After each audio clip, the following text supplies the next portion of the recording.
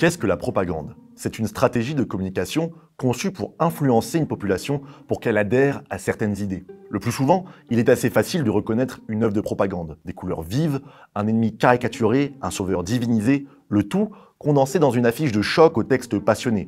Mais il existe aussi une forme d'influence douce, plus subtile et ingénieuse, difficilement identifiable par un public non averti. Aujourd'hui, s'il y a bien un pays qui fait les frais de cette stratégie, c'est Israël, et ce y compris dans les médias grand public. Alors pour vous, nous allons décoder les techniques par lesquelles certains médias, qui se veulent en principe impartiaux, s'emploient subtilement à mettre l'État hébreu au banc des accusés. Pour cet épisode, j'ai choisi le reportage du journal Le Monde, paru le 2 avril 2023, qui s'intitule « Israël-Palestine, pourquoi la paix semble impossible ». Initialement, Le Monde avait diffusé ce documentaire en avril dernier. Nous avions quant à nous tourné ce décodage en juillet, plusieurs mois donc avant les pogroms antisémites du 7 octobre. Au lendemain de cette journée noire, Le Monde a choisi de remettre en ligne son documentaire à charge contre Israël, sans pourtant en changer le récit. La rédaction a donc jugé bon d'expliquer le massacre de 1400 Israéliens par le Hamas, en recyclant un reportage qui ne renvoie la faute du conflit qu'à Israël. Après un drame d'une telle ampleur, on peut se demander s'il est judicieux et responsable de la part d'un journal comme Le Monde de rééditer un narratif qui, en somme, tient les Juifs responsables des crimes dont ils sont victimes. Cette rediffusion rend notre décodage d'autant plus important. Bon visionnage. Dès les premières images, le reportage annonce la couleur. Il s'ouvre sur une présentation de plusieurs membres du gouvernement israélien qu'il qualifie d'homophobes, d'extrémistes racistes et ultranationalistes. Des gens qui soutiennent tous une certaine idéologie. Une idéologie qui laisse peu de place à la négociation avec les Palestiniens. Le sionisme religieux. Eh bien, pas vraiment. Déjà, sur les 12 ministres pointés du doigt, seuls 7 se réclament en vérité du sionisme religieux. Et parmi eux, la majorité n'a jamais tenu de propos ouvertement haineux. Le journal est même allé jusqu'à ajouter un faux ministre pour gonfler sa liste. En effet, cet homme, Almog Cohen, n'a jamais appartenu à aucun gouvernement israélien. D'emblée, ces approximations donnent le ton d'une mise au pilori d'Israël à laquelle Le Monde va se livrer au moyen d'une diabolisation méthodique du sionisme religieux.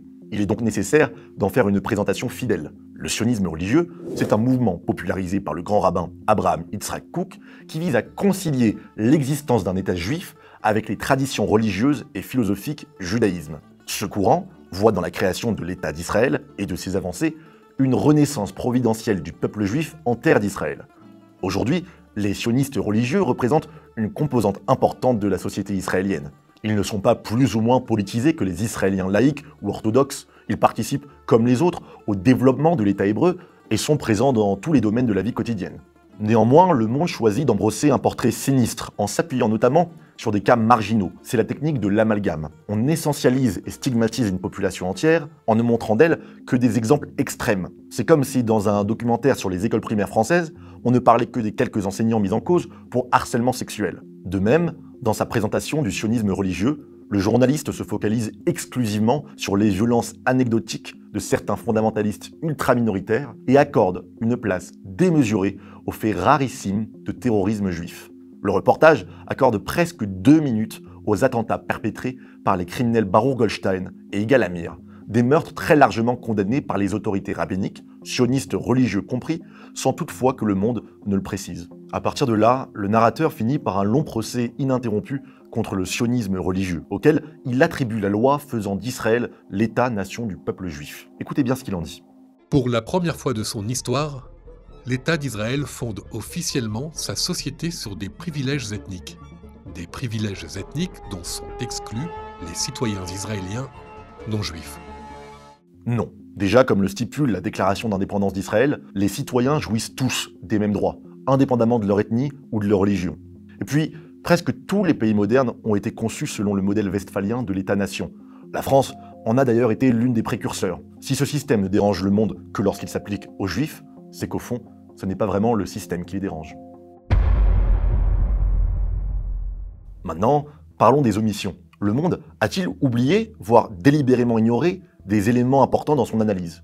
Quand on veut expliquer un conflit, on attend généralement d'un journaliste qu'il expose les réalités et les responsabilités des deux camps. Pour parler du conflit israélo-palestinien, il est donc difficile de passer à côté des Palestiniens. Eh bien, c'est exactement ce que fait Le Monde. En 12 minutes, la rédaction ne juge à aucun moment pertinent de renseigner son public sur les attentats terroristes palestiniens qui, depuis l'an 2000, ont pris la vie de 1410 Israéliens. Des attentats palestiniens bien trop nombreux, eux, pour que l'on se rappelle du nom de chacun de leurs bourreaux. Pas un mot sur les organisations criminelles antisémites du Hamas, du djihad islamique ou des brigades armées du Fatah.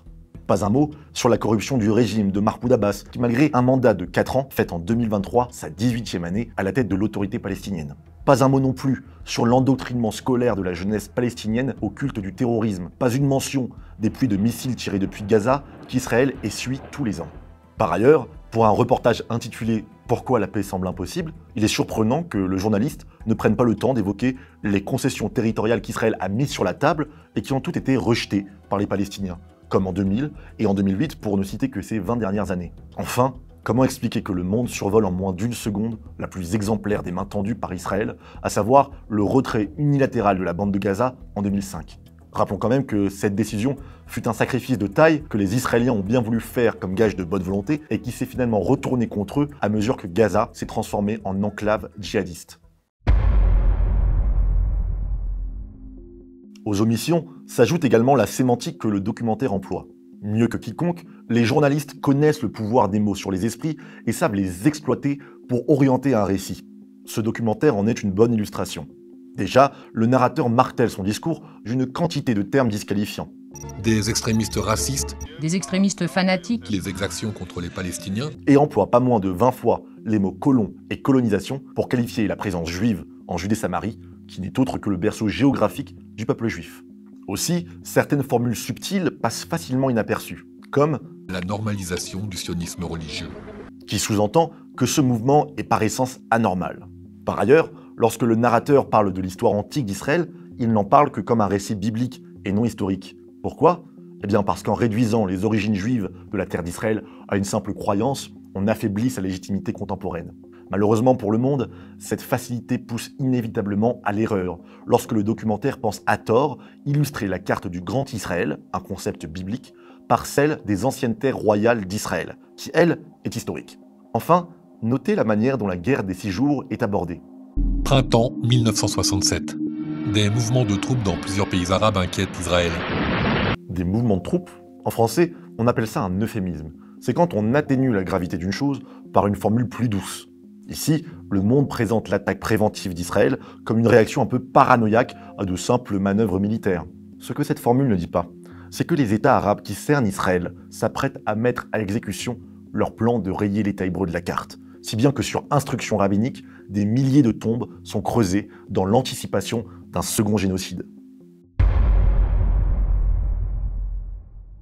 Si, comme on vient de le voir, les mots sont importants, le choix de ceux qui les prononcent l'est aussi. Imaginez que l'on fasse un reportage sur Emmanuel Macron, mais que l'on choisisse Jean-Luc Mélenchon et Marine Le Pen pour en faire l'analyse.